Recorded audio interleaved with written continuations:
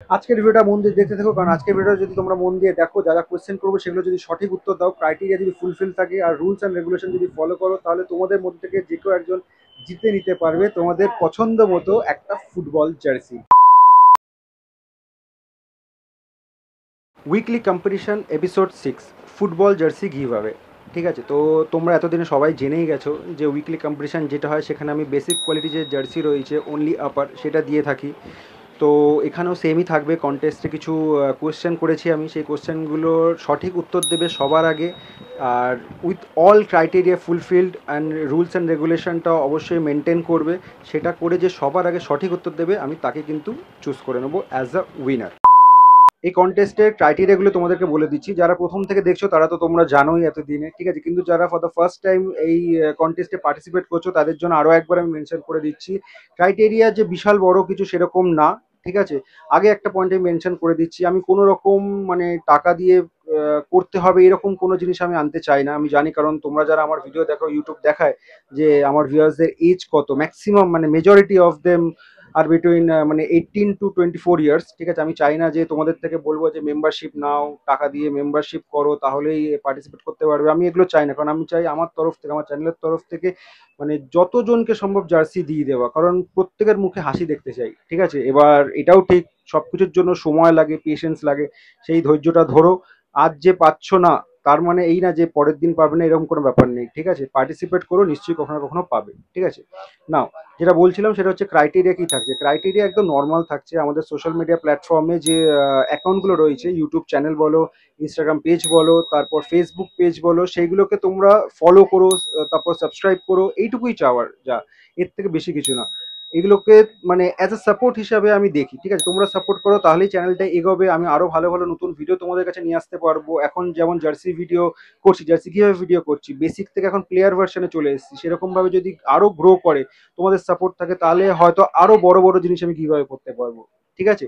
তো এই কটাই ক্রাইটেরিয়া থাকলো, সেগুলোকে ফুলফিল করো, ফুলফিল করলে কিন্তু তোমরা এলিজিবল হবে এই কন্টেস্টটা খেলার জন্য। তো আজকে যে কন্টেস্টটা হচ্ছে, তোমরা যে যে জার্সিগুলোর মধ্যে থেকে চুজ করতে পারবে, সেই 8টা জার্সি তোমাদেরকে দেখে দিচ্ছি, ঠিক আছে। রেশওয়ান্তা, এটা আমাদের জার্সিগুলো একটু দেখিয়ে দাও তো। আচ্ছা, সবার প্রথম কোয়ালিটি তোমাদেরকে বলে দিচ্ছি। উইকলি কম্পিটিশনে আমি যে কোয়ালিটির জার্সিগুলো দিই সেই জার্সিই থাকছে, ঠিক আছে। এমব্রয়ডারি কাজ করা রয়েছে, এটা এমব্রয়ডারি কাজ, এটা রাবার প্রিন্ট, ঠিক আছে। ফ্রন্ট লুকসটা দেখিয়ে দিচ্ছি, এটা বায়ার্ন মিউনিখের জার্সি, এটা ব্যাক লুকস। কোয়ালিটি কি থাকছে?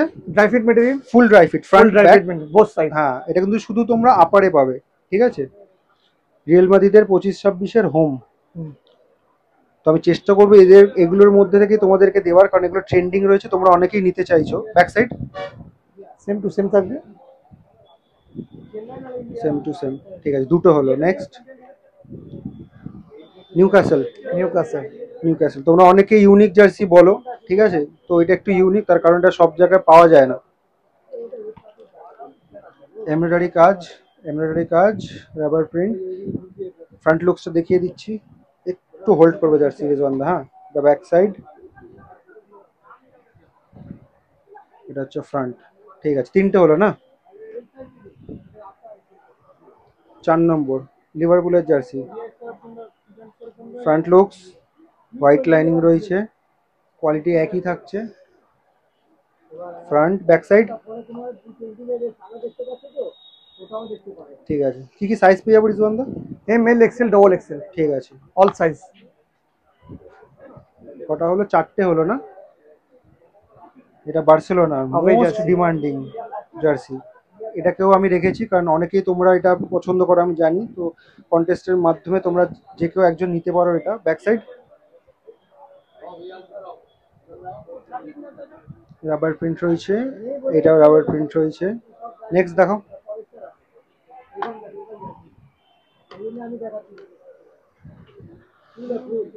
এসি মিলানের হোয়াইট, একই কোয়ালিটি থাকছে, কলারওয়ালা, কলারের রেড আর ব্ল্যাক কালার রয়েছে কম্বিনেশন। বারবার বলছি এই জার্সিগুলো কিন্তু তোমরা অনলি আপারে পাবে, যেই জিতবে শুধু আপার, ঠিক আছে। নেক্সট, আর দুটো জার্সি স্যান্টোস রয়েছে, ব্ল্যাক, স্যান্টোসের আওয়ে জার্সি। ব্ল্যাক।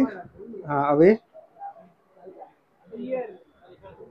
এগুলো রাবার, এটা এমব্রয়ডারি, আবার নিচে রাবার, হাতাতেও রাবার রয়েছে। ঠিক আছে, ব্যাক সাইড। ঠিক আছে, লাস্ট ইন্টার মায়ামি।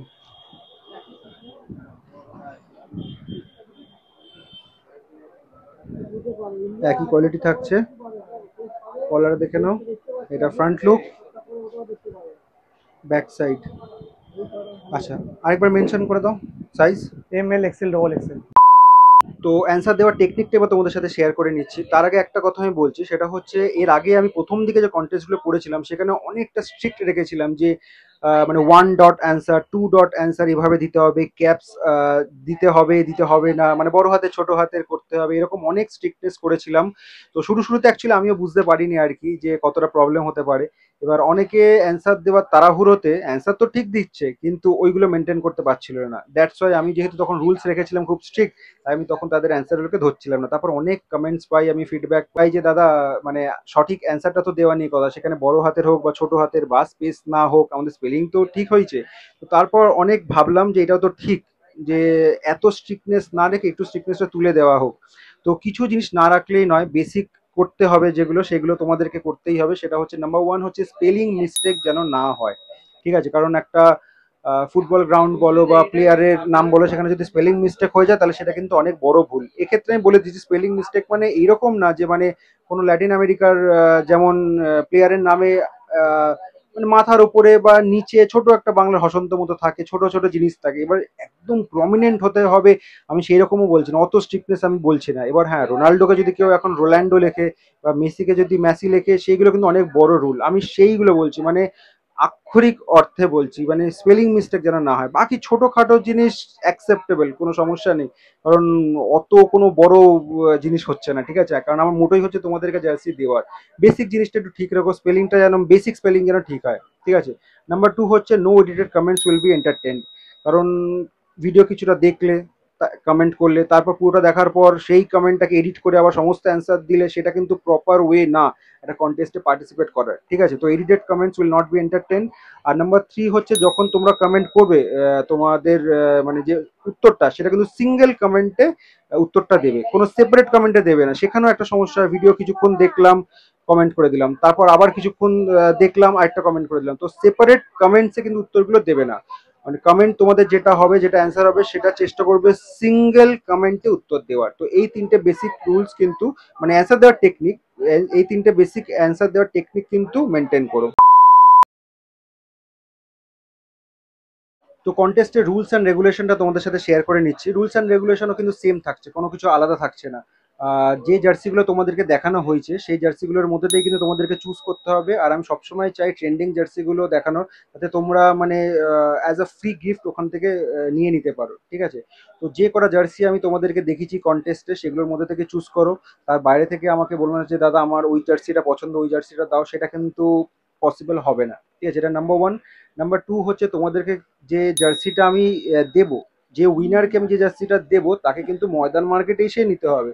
এটা তখন জেতার পর বলো না যে দাদা আমি আসতে পারবো না, আমার অনলাইন সার্ভিস করে দাও, কুরিয়ার করে দাও, সেই জিনিসগুলো কিন্তু এন্টারটেন করা হবে না। তো তার জন্য তোমরা যখন কন্টেস্টে পার্টিসিপেট করবে, ভালো করে রুলস অ্যান্ড রেগুলেশন দেখে ক্রাইটেরিয়াগুলো ভালো করে ফুলফিল করে তবেই কিন্তু পার্টিসিপেট করো, ঠিক আছে? এবার অনেকের ক্ষেত্রে প্রবলেম হয়ে যায় যে এই মুহূর্তে আমার এক্সাম চলছে দাদা, আমি আসতে পারবো না। সেক্ষেত্রে অনেক মেসেজ আমি পেয়েছি, খুব ভালো ভালো পজিটিভ অ্যান্সার পেয়েছি যে দাদা আমি তো এখন মানে বিজি রয়েছি, আমি তো আসতে পারবো না, তাই এইবারটা ছেড়ে দিলাম, আমি পরের বার পার্টিসিপেট করব। তো সেরকমও করতে পারো চাইলে, কারণ এটা আমার মানে উইকলি বেসিসে হয়, কখনো কখনো একটু লেট হয়ে যায়, বাট এটা হয়, ঠিক আছে? তো এখন না হোক পরে কখনো কখনো হবেই, তখন পার্টিসিপেট করো।